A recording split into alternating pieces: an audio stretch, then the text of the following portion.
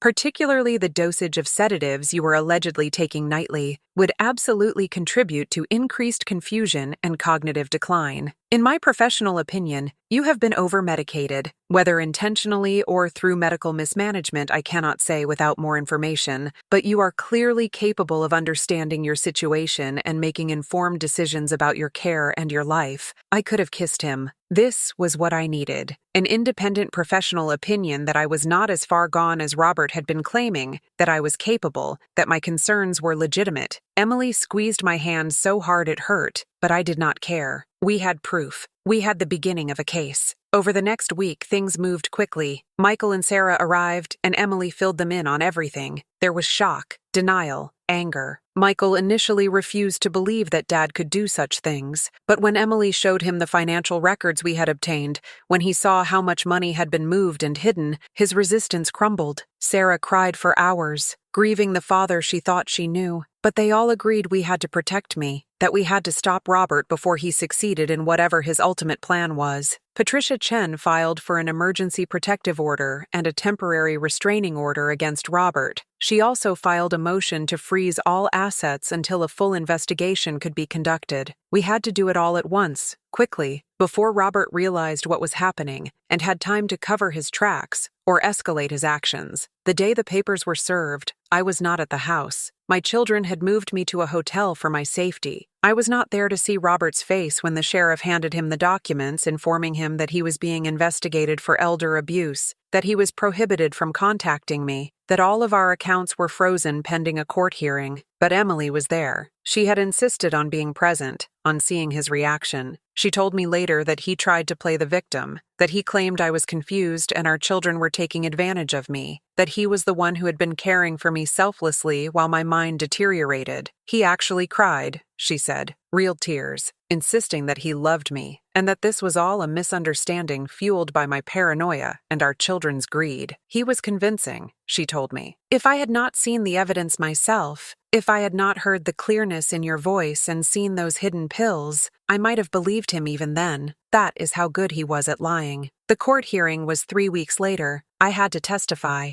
I had to sit in a courtroom and describe in detail what my husband of 47 years had done to me, while he sat across the room looking wounded and betrayed. His lawyer argued that I was mentally incompetent, that my testimony was unreliable, that I was being manipulated by my children who wanted control of the family assets. My lawyer presented Dr. Liu's evaluation, the pictures of the hoarded pills, the financial records showing the systematic transfer of assets, and testimony from the bank manager who stated that Robert had closed accounts and opened new ones in only his name, without my knowledge or genuine consent. It was brutal. It was humiliating. It was necessary. The judge, a woman who had probably seen every variation of family ugliness imaginable, listened to everything with a stone face. At the end of the hearing, she ruled that there was sufficient evidence of financial abuse and improper medication management to warrant a full investigation. She granted the protective order, maintained the asset freeze, and ordered that I be allowed to remain in the care of my children while the investigation continued. She also ordered an independent review of all my medical records and appointed a guardian ad litem to represent my interests throughout the legal proceedings. Robert was not arrested, not then. The criminal investigation was ongoing, but he was effectively cut off from me and from the money he had been stealing. I should have felt victorious. I should have felt relieved, but mostly I just felt grief. Grief for the marriage I thought I had, grief for the man I thought I knew, grief for the life we had built that turned out to be constructed partly on lies I had been too trusting to see. In the months that followed, more truth came out. The woman Robert had been talking to on the phone was a woman named Claire, someone he had been seeing for over 2 years. She was younger, divorced, financially comfortable. He had promised her that he was leaving me, that he was just waiting for the right time,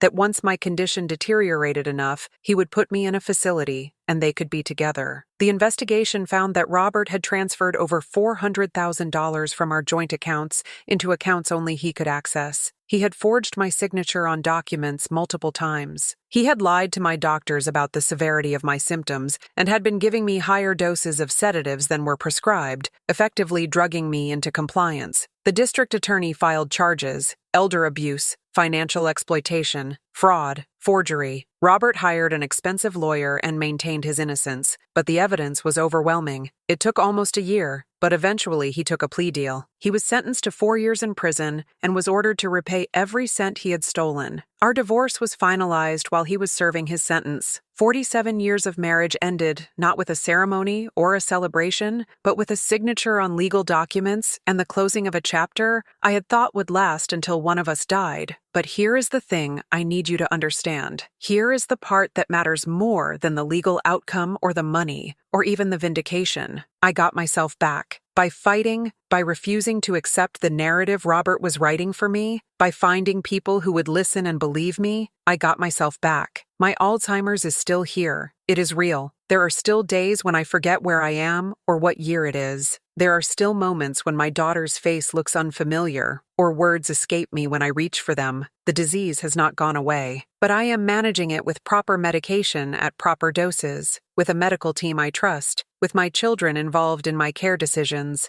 and I am still here, still myself, still Margaret. Not the helpless victim Robert tried to make me, not the pathetic burden he described on those phone calls, not the disappeared woman he planned to lock away and forget. I am a woman with a disease, yes, but I am also a woman with dignity and rights, and a voice that deserves to be heard. If you are watching this and you are taking care of someone with Alzheimer's or dementia, please hear me. Please see us. Please remember that even when our minds are failing, we are still people. We still feel. We still know when we are being treated with love or with cruelty. We might not always be able to articulate it, but we know. And if you are someone living with this disease, if you are scared and confused and feeling like you are disappearing, please know that you still matter. Your voice still matters. Your life still has value. Do not let anyone, not even someone who claims to love you, tell you otherwise. I am 74 years old now. I live with my daughter Emily and her family. Some days are hard. Some days the fog is thick and I cannot find my way through it. But some days are beautiful. Some days I sit in the garden and feel the sun on my face and remember with perfect clarity the day I married Robert, the day my babies were born, the day I finally stood up and fought for myself. The memories are still there, tangled and unpredictable, but they are mine. My life is mine, and no one, not this disease, and certainly not the person who betrayed me, gets to take that away. Now I want to ask you something. If this story moved you, if it made you think differently about Alzheimer's or about elder abuse or about the importance of listening to vulnerable people, I want you to do something for me. I want you to subscribe to this channel, not because I need the numbers, but because there are more stories like mine that need to be told. There are more people who need to know they are not alone, that their voice matters, that their experience is valid even when their mind is playing tricks on them. When you subscribe, you are saying that you believe these stories matter. You are saying that you are willing to see the humanity in people that society often dismisses or overlooks. You are joining a community that refuses to let the most vulnerable among us be silenced or forgotten.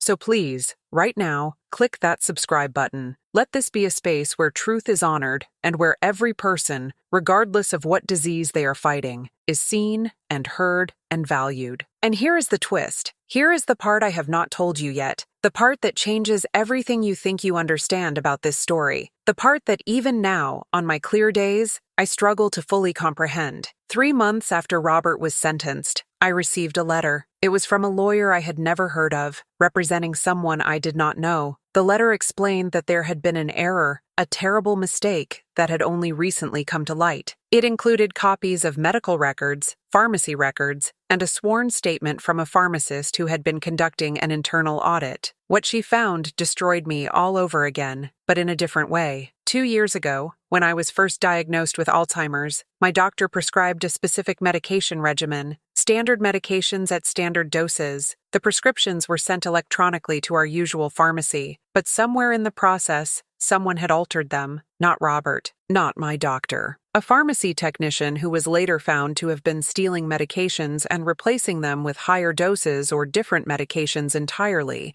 covering her tracks by altering digital records. She had done it to dozens of patients over several years, selling the stolen medications, substituting cheaper or incorrect drugs, creating a black market operation that had gone undetected until a routine audit caught her. I was one of her victims. The medications I thought I was taking, the ones Robert thought he was giving me, were not what they were supposed to be. The sedatives were higher doses than prescribed. Some of my other medications had been substituted with drugs that had cognitive side effects. For 2 years, I had been taking the wrong medications at the wrong doses, medications that accelerated my confusion, deepened my fog, made my symptoms worse than they would have been naturally. Robert had not been drugging me. He had believed he was giving me what the doctor ordered. The pills were in bottles with my name on them, with labels that looked legitimate. He had no reason to question them. And all those phone calls I overheard, all those terrible things he said, all the evidence I had gathered of his betrayal, those were real. His affair was real. His plans to institutionalize me and take my money were real. His cruelty was real. But the initial cause of my rapid decline, the reason I had gotten so bad so fast, The thing that had perhaps pushed him from frustrated caregiver to active abuser, that was not him. That was someone else's crime that had cascaded into destroying my marriage and my family. When I learned this, I did not know what to feel. Relief that my medication errors had been corrected and I was now getting proper treatment? Rage that a stranger's greed had contributed to my decline?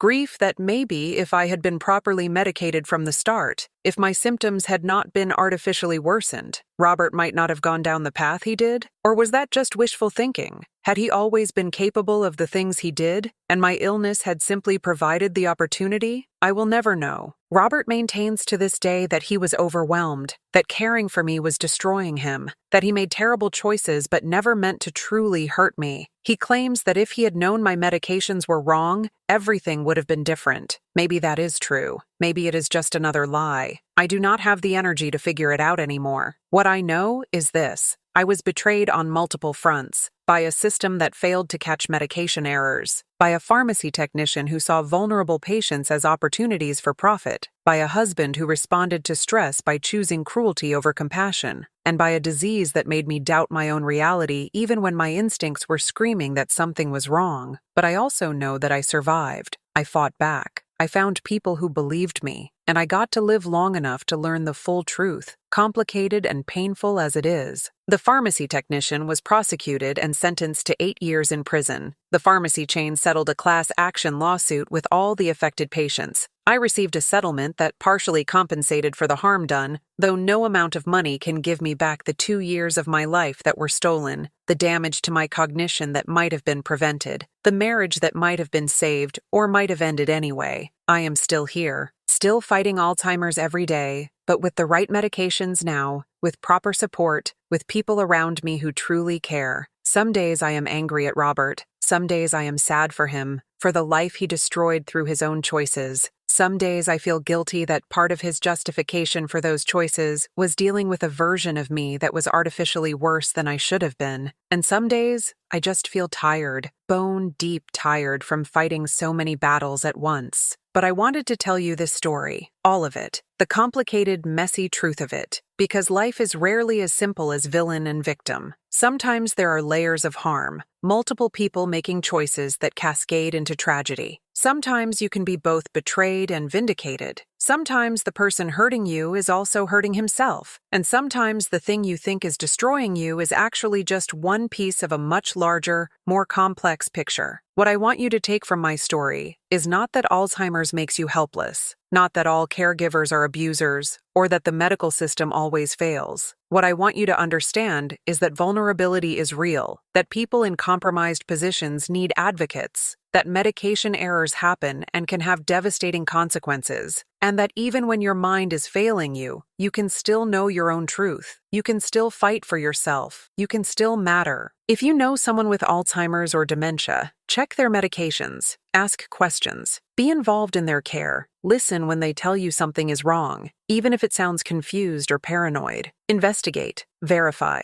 Do not assume that strange behavior is just the disease. Sometimes it is, but sometimes it is a response to real harm. And if you are the one living with cognitive decline, please know that you still have rights. You still have value. You still deserve to be treated with dignity and respect. Do not let anyone, not caregivers, not family, not the medical system, make you feel like you have lost your humanity along with your memories. This disease will take a lot from me. Eventually, it will take everything. But it did not take my ability to recognize injustice. It did not take my will to fight. And it did not take my voice. Not yet. So I am using that voice now, while I still can, to tell you that I see you. Whether you are struggling with memory loss or caring for someone who is, whether you feel alone or overwhelmed or scared about the future, I see you. You are not alone. Your story matters. Your fight matters. And you deserve people in your corner who will believe you, who will fight for you, who will see your humanity even on the days when you struggle to hold on to it yourself. Thank you for listening to my story. Thank you for being here. Thank you for being part of a community that values every voice, every life, every complicated, messy, beautiful human experience. Please subscribe so we can keep building this space together. Please share this video if you think it might help someone who needs to hear it. And please, most of all, Take care of each other. We are all just doing our best with what we have. Some of us are fighting invisible battles. Some of us are hanging on by a thread. Be kind, be patient, be present. You never know whose life you might save simply by listening, simply by believing, simply by caring enough to see the person behind the disease. I am Margaret. I am 74 years old. I have Alzheimer's disease, and I am still here, still fighting, still telling my truth. And as long as I have breath in my body and thoughts in my head, no one gets to silence me. No one gets to write the ending to my story but me. This is my life. These are my words. This is my truth. And I am so grateful you were here to witness it.